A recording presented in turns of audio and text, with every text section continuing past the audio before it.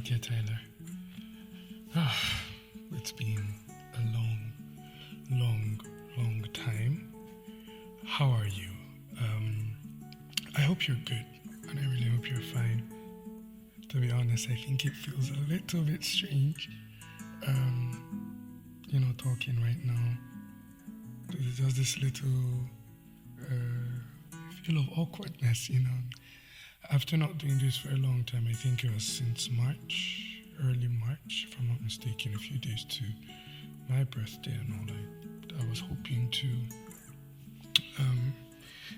to do an episode for my birthday, but I eventually didn't, and I think from there, I just kind of withdrew for a while, So I'll still talk about my birthday experience and all, because it's something I think that I should share. It's powerful. It was very, very humbling and everything, but I think my heart is more inclined to talk about a particular thing rather than the birthday. So probably the next episode is going to be, a discussion on my birthday, but there's just this thing that is, really impressed in my heart. So as of now, I do not even have a topic for it. There's no theme or anything. So I'm sure after recording and I'm done, I may come up with a nice name for it. But yeah,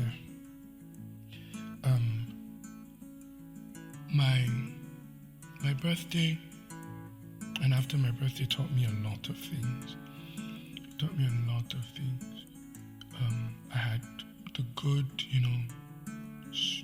the good experiences, the good moments. I had the moments where, things were not particularly okay, they were not particularly good. And then I had moments where I had to question my own person, have these,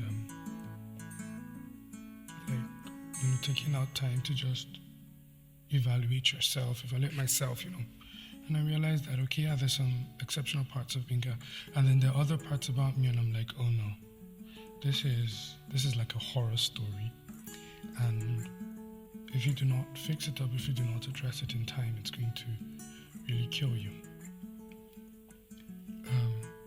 Or wreck you. Yeah, so I just found, myself thinking, particularly this week though, I just made some decisions that I was going to resume Dear Tyler, irrespective of the place where I am. I'm just going to, continue and keep giving my best. I have found out that, in life generally, you get people have gifts. People have certain things that they want to do. They have their dreams, they have their aspirations, they have their targets, right? Things that they desire in their hearts to achieve as people. And I think in all honesty, yes, one or two people may approach life in an unprepared manner, but usually maybe it's like at the first attempt, maybe first, second attempt, you get to know that, okay, you're not prepared. And you keep on building yourself, you keep on getting better. And then along the line, you expect, some certain level of receptivity from whether people or whether from the system that you're a part of. And for some, they get that receptivity, for some, they do not. For some other people, it looks like when the opportunities come, they are not chosen. And then when the people that can, in quote, be of a blessing to them, lift them or give them some form of validation, when they're not around, that's when the spotlight is just on them. So there's this thing that makes it look like everything that they do just seems not to work. And I found myself in a pretty, similar position, to be honest, where um, I just felt like, when is my own turn? Stuff like that. It's my own turn. And the sad thing is that there are many times where you can be in this kind of position, right? And you begin to question your ability. You begin to question your capacity to do well. So in your mind's eye, you'll be like, oh, is it that I'm not good enough? Is it that I'm not trying? Is it that the product that I'm presenting is not qualitative enough? Is it that maybe I'm not good, And, sometimes you could go for seminars or meet somebody that has gotten to your place of, to your desired place, right? And from the discussions, they'll be like, just keep on showing up, keep on doing the thing that you need to do. Your time will come, your season is going to come. And it can be frustrating because you've ticked all the boxes, you've done everything right. And it just seems like your whole life or everything that you're doing just seems to be wrong at that moment. I think these are some of the things that I personally experienced, and I know quite a number of people experienced it. I don't know if I've ever given this example before. Do you know it's not everybody that likes everything? So, I think plantain is a nice thing. Plantain is a pretty nice thing, but then there's a way that people hype plantain so much, especially from where I am. And I'm like, it's not so much of a big deal. Yeah, this stuff that you're talking about, like plantain. So there's some people that are like, oh my God, if they see plantain, they just begin to freak out. And I'm like, meat is more, valuable to me than plantain. And I've seen how people perceive plantain, right? And how excited they get whenever they eat or whenever they encounter plantains.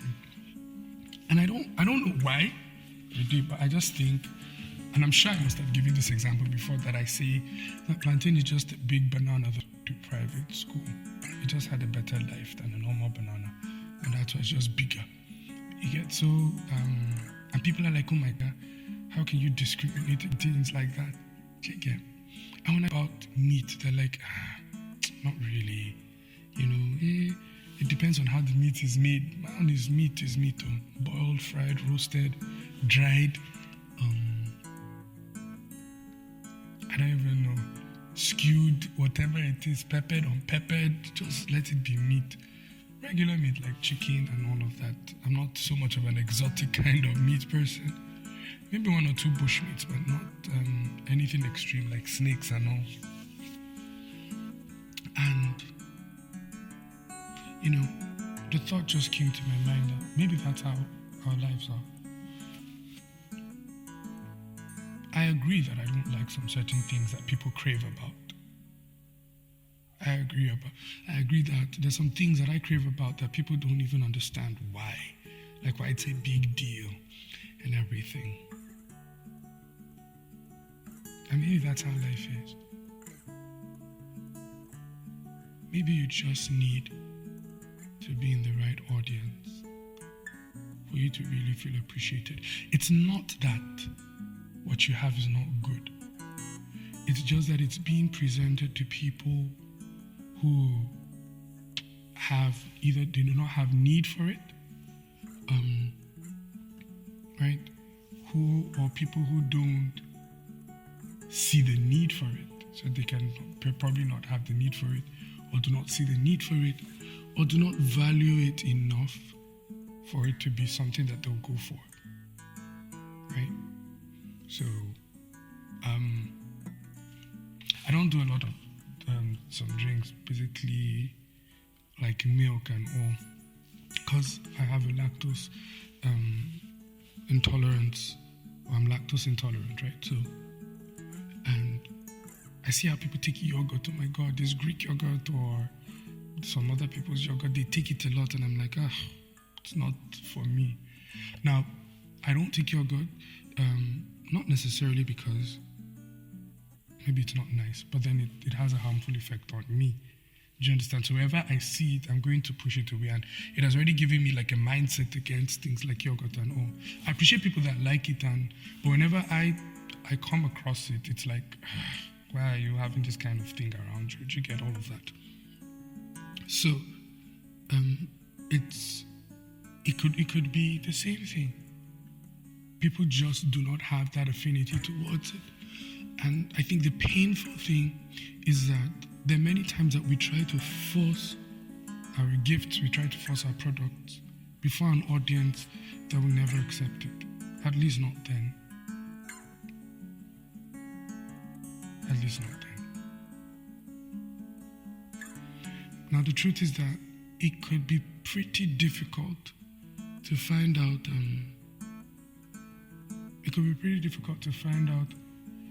which or who really is your audience, who represents your audience at a particular time. It honestly can be difficult.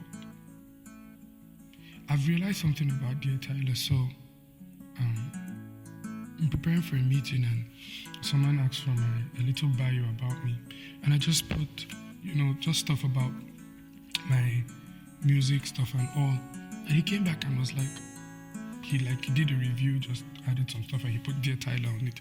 And I was like, okay. He was like, no, I listened to Dear Tyler. And I was like, oh my God. Like he brought it out in such an exceptional way. You know that this is someone that listens to Dear Tyler diligently. It's not just, I listened to an episode. No, this is someone that literally follows Dear Tyler. And, it was just like a reminder that the people that probably use your products, or the people that actually make use of your gift, have a value for your gift at that time, have an appreciation for it, are probably people that you do not know. Probably people you don't know. Probably people that you do not have a proper understanding for. Now, so this is it for me. Whenever I post Dear Tyler, maybe on my status, or I put it on social media, I'm of the opinion that the majority of the people that listen to it are people on my contact list. So I expect that, okay, my contact list are the major consumers of what I'm doing. But I found out that they're totally different people. I think 80% of people that listen to Dear Tyler are not even on my contact list. Amazingly. So imagine my life now, that I'm trying to force a particular product on people that, maybe around me, and maybe that's not what they need for that season. And I judge my life based on that, right? It can put me in a very, very terrible state, right? It can make you begin to question your gift, your callings, your abilities. It can put you in a position where you just give up and you just feel that this is not you. But then there's another audience altogether that are, feeding off of the gift that God has given you, doing well. And I think it got me to the point where I started praying that in as much as, Lord, I want you to make my name great, because this is something I have to accept. I do want a great name. I do want to be influential. I do want to have a very great level of impact in the lives of people. I want people to remember me. I want people to remember the things that I do. I want people to remember the songs that I write. I want people to sing the songs that I write. But as I anticipate that, my prayer is that, Lord, please bring me to my audience. Just bring me to my audience. There is so much comfort, right, in life. There is so much comfort in life when you're in your own audience. And I'm reminded of a story of a violinist. I think it's a violinist or a cellist. I think violinist. He goes to the subway and he plays. World-renowned, violin player. He goes to the subway and is playing, and then a few people drop, either little quarters here, a few dollars, and people are just passing by. Nobody really recognizes him, values him. They can appreciate how he's probably playing the violin a lot, but it wasn't a big deal to them. They looked at him as an individual that was just, trying to raise one or two funds, get one or two, monies here and there. But inside that man is a world-renowned violinist. And then the next week he's now playing in an opera, in a hall, hundreds of people paid hundreds of dollars to come and see him. And the truth is that the gift didn't change. It was just the audience that changed. See, in the right audience, you would feel truly, truly valuable or valued. In the right audience. So I think there's a scripture that Apostle kind of showed us, and it has been a big deal for me. And funny enough, it's in the book of Numbers. The book of Numbers, and the Bible says, "And these are the names of the men that shall stand with you of the tribe of Reuben, Eleazar the son of Shedeur."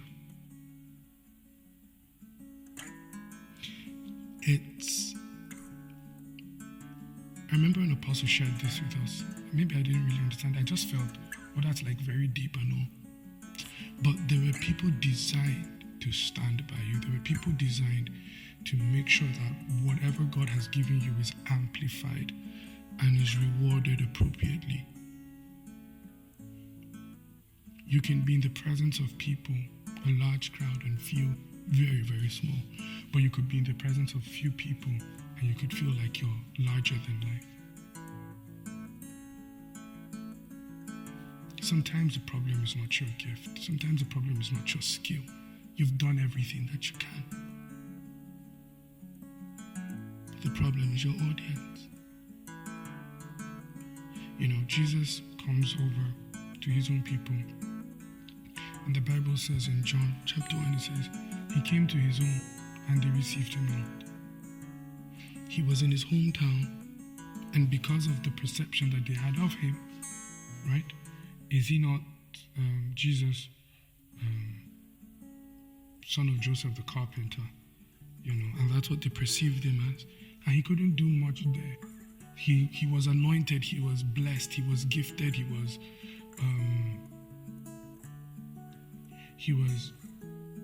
it. Do you understand? Like everything. This is the Son of God you're talking about. This is God himself in flesh. But the perception that the people had of him had a very big role on what they were able to receive from him. And then he goes over to another place, and the people just want to keep him longer and longer. Goes to Samaria, meets a Samaritan woman, goes to different places, and people are willing to receive him because of the perception that they have of him. Do you get? And you could see the mighty, mighty works that he did. Goes to a wedding, and though, yes, this woman called Mary is the vessel that the Lord used, that God used to bring forth Jesus, she didn't perceive him as just her child. She perceived him in a different light. And from that place, she was able to draw from his value. Do you understand? So, just like I'm not into plantain, but I'm into meat. If meat ever comes into my own presence, it will feel like the number one thing. So the goal for meat is to find its way into Binga's heart. And I think we should pray that prayer, Tyler. The Lord, bring me to my own audience. Either bring me to my own audience or bring my own audience to me. It will change your perception dramatically, Tyler. You have absolutely no idea what God can do or how your life will be transformed when God brings you to your own audience. You have absolutely no idea, Tyler. And so I just pray, God will help us. I've started praying it, and I'm like, Lord, bring me to my own audience for dear Tyler, the people that need to hear it. And like I said, I do anticipate, that I will have a global impact someday. But sometimes this global impact comes from the validation of somebody within your audience. It does take somebody of repute within your audience to help people see the value that you carry. Do you understand? Sometimes it's going to be difficult for them to see it from their own eyes, but then through the lens of somebody else that they respect and they also value, your own value too can be increased. I've seen that firsthand many times. So Lord, bring me to my audience. To my major prayer now. Bring dear Tyler to its audience. Bring it to people that need it, and people that will value it, and people that will be willing to reward the value of it. Lord, bring me to my audience when it comes to my songs. Bring me to my audience. Oh, I know how frustrating it is to push your songs before people that may not really, really value it in that sense. And I've seen the flip side of it too, where someone listens to your song and is like, this is the best thing I've heard in the world. And this is what I need, and how they keep on, just soaking in that experience. And that's my prayer. Lord, bring me to my audience. When you're with your audience, it saves you a whole lot of pain. It takes off a whole lot of discouragement from your life. It takes off a whole lot of discouragement from your life.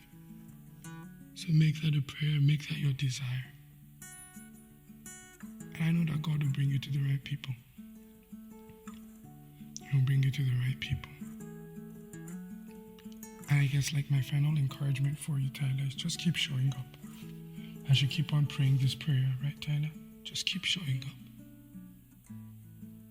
Your time will come, and your season will come. Just keep showing up.